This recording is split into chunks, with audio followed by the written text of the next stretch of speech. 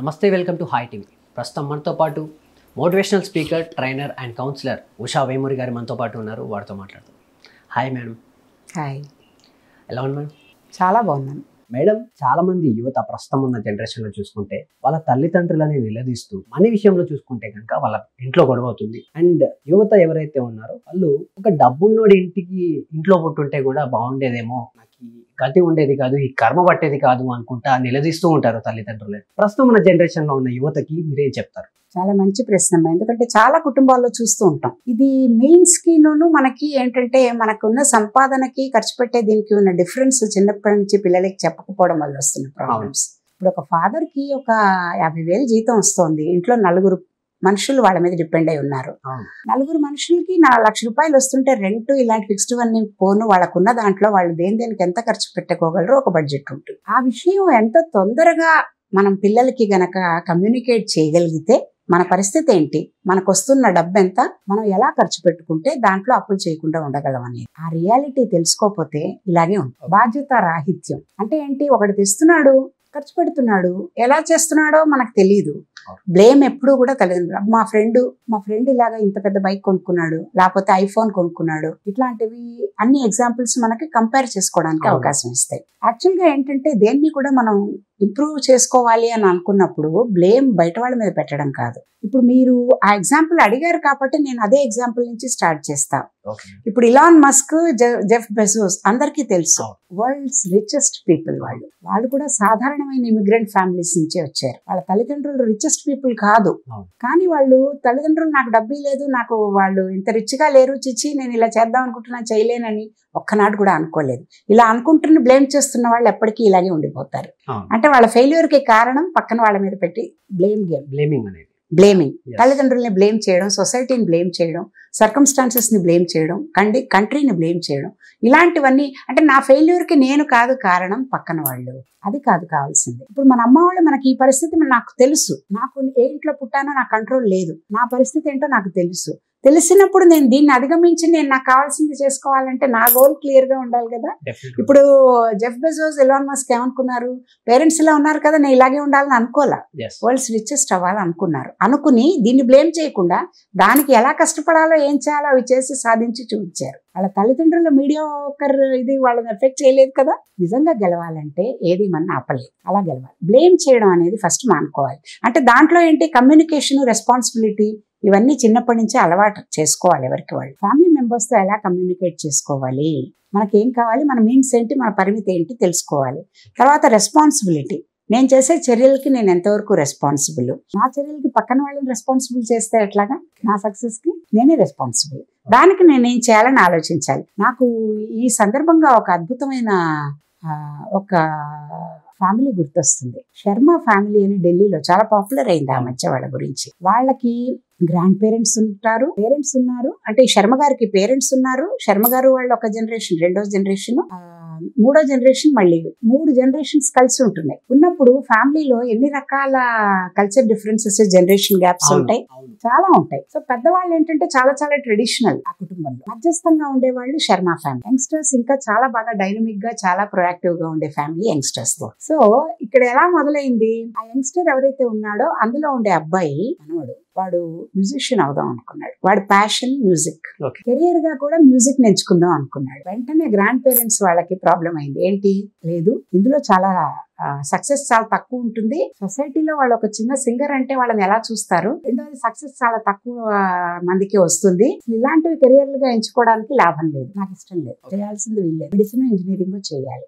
అది grand parents ఆలోచన. Parent గా ఈ శర్మ గారికి తెలుసు ఏమని, అటు వాళ్ళని నొప్పించలేడు, ఇటు పిల్లవాడి ఇంట్రెస్ట్ తో ముందుకు పంపించలేడు, ఏం చేయాలి, ఎట్లా దీనికి పాసిబుల్ సొల్యూషన్ ఆలోచించాలి అని చెప్పి తన ఒక ప్రొఫెషనల్ హెల్ప్ తీసుకుని వాళ్ళ ఫ్యామిలీ మీటింగ్స్ రెగ్యులర్ గా కండక్ట్ చేసి 3 జనరేషన్స్ వాళ్ళని కూర్చోపెట్టి ఏంటంటే మాట్లాడించడం. ఎందుకంటే ఇప్పుడు మనం ఒకళ్ళతో వాళ్ళు మాట్లాడుకుంటే అది నాయిస్ ఆర్గ్యుమెంట్ కింద వెళ్ళిపోతుంది తప్ప దాని సొల్యూషన్ దొరకదు ఫ్యామిలీలో ముఖ్యంగా.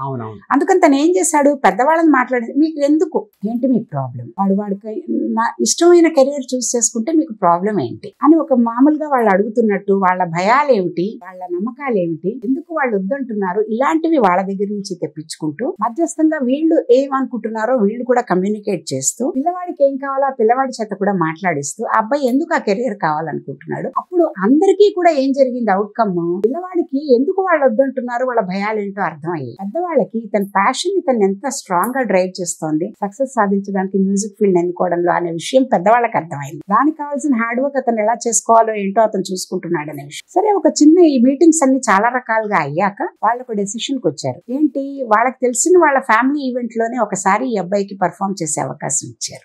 ఇచ్చినప్పుడు అబ్బాయి ఎంత ప్యాషన్ తో దాన్ని పర్ఫామ్ చేశాడు. వచ్చిన వాళ్ళందరూ ఎంత హ్యాపీగా దాన్ని ఎక్నాలెడ్జ్ చేసి అబ్బాయికి ప్రైజ్ చేశారు అబ్బాయిని. ఇవన్నీ అందరూ చూశారు. గ్రాండ్ పేరెంట్స్ కన్విన్స్ అయ్యారు. ఏమని, వాడికి ప్యాషన్ ఇక్కడ ఉంది కాబట్టి వాడు చాలా సక్సెస్ఫుల్ గా దీన్ని పర్ఫామ్ చేయగలుగుతున్నాడు.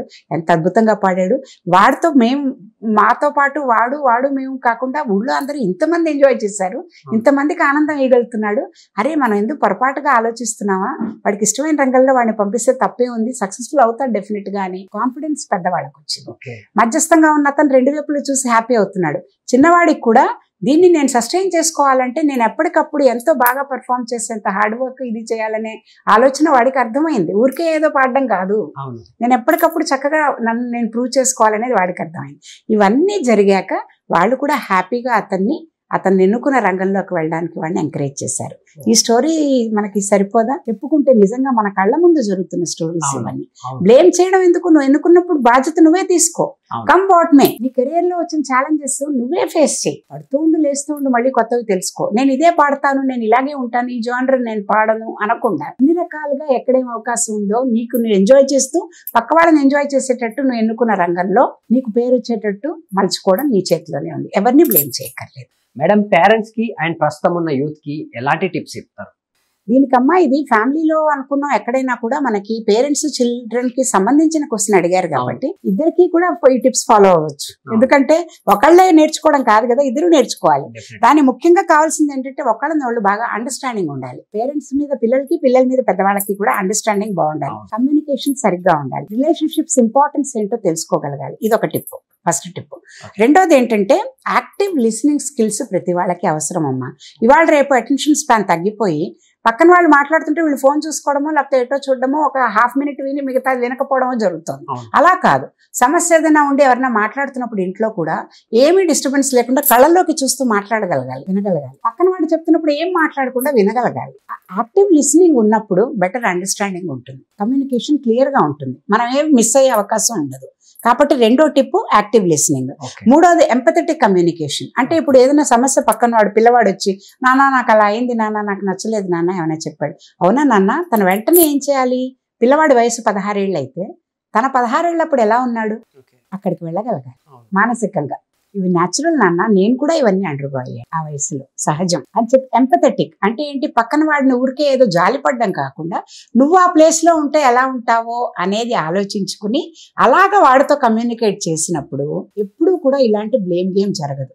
బెటర్ అండర్స్టాండింగ్ ఉంటుంది. ఎంపథెటిక్ లిసనింగ్ ఉండాలి. అదొకటి మూడో టిప్. తర్వాత ఫ్యామిలీ కౌన్సిలింగ్ అంటే ఏంటి? న్యూక్లియర్ ఫ్యామిలీస్ అయితే పేరెంట్స్ పిల్లలే ఉంటారు కాబట్టి ఒకళ్ళకొచ్చి కౌన్సిలర్ దగ్గరికి వెళ్ళి తీసుకోవచ్చు. పెద్దవాళ్ళు ఉన్నారనుకో, ఫ్యామిలీ కౌన్సిలింగ్ లో పెద్దవాళ్ళని మించిన కౌన్సిలర్స్ ఎవరున్నారు? అమ్మమ్మలు, నాయనమ్మలు, అత్తలు, మామలు, వీళ్ళందరూ ఇంట్లో పెద్దవాళ్ళు ఉంటే జరుగుతున్నప్పుడు, ఒరే ఇలా కాదబ్బాయి, ఇట్లా చెయ్యి, ఇట్లా చేయనన్నా, ఇలా ట్రై చేస్తుడు, ఇలా అయితే బాగుంటుందేమో, అనుభవంతో చెప్తున్నాను అంటారు వాళ్ళు. అన్నప్పుడు ట్రై చేసి చూద్దాం, ఒక నెల రోజులు వర్కౌట్ అవుతుందేమో. బ్లేమ్ చేయడం ఎందుకు? వాళ్ళు ఏం తీసుకుని వచ్చారు? వాళ్ళకి ఆ రోజుల్లో ఎంత డబ్బులు ఉన్నాయి? వాళ్ళు ఎంతో సక్సెస్ఫుల్ కాలేదా? వాళ్ళు ఇలా కోట్లు పెట్టుకుని వచ్చారా? లేదే. ఇంట్లో 10 మంది జనం ఉంటే ఒక్క ఆయనే పొలంకి వెళ్ళి పని చేసుకుంటూ వచ్చి అందరినీ చదివించి పైకి తీసుకొచ్చిన ఫ్యామిలీస్ ఎన్నో ఉన్నాయి. మరి ఆ ఉన్న 10 మందిలోనూ సైంటిస్టులు, ఎంతో గొప్ప పేరున్న డాక్టర్స్, ఇంజనీర్లుగా వచ్చిన వాళ్ళని ఎంతో మందిని మనం చూసాం. వాళ్ళ తల్లిదండ్రులకి డబ్బు లేదని బ్లేమ్ చేయలేదు కదా, వాళ్ళు చేసి చూపించారు. వాళ్ళ తండ్రి అని చెప్పుకోవడానికి వాళ్ళు గర్వపడేటట్టు వీళ్ళు చేశారు. ఇప్పుడు ఈ రోజు ఇవన్నీ చెప్పి మనం ఈ ఫ్యామిలీ కౌన్సిలింగ్ ద్వారా, వీటి ద్వారా కూడా డెఫినెట్ గా పిల్లల బిహేవియర్ ని రాంగ్ వే వెళ్తున్నప్పుడు ట్రాక్ లోకి తీసుకొచ్చి వాళ్ళు అండర్స్టాండ్ చేసుకుని రియలైజ్ అయ్యేటట్టు చేయొచ్చు. ఓకే, చాలా బాగా చెప్పారు మేడం. చాలా మంది పేరెంట్స్ కి అండ్ ఇలాంటి ఇష్యూస్ ఫేస్ చేస్తున్న ప్రతి పేరెంట్స్ కి అండ్ యూత్ కి కూడా ఉపయోగపడే విధంగా మీరు టిప్ చెప్పడం జరిగింది. చాలా బాగా ఉపయోగపడతాయి. Thank you madam. Thank you so much.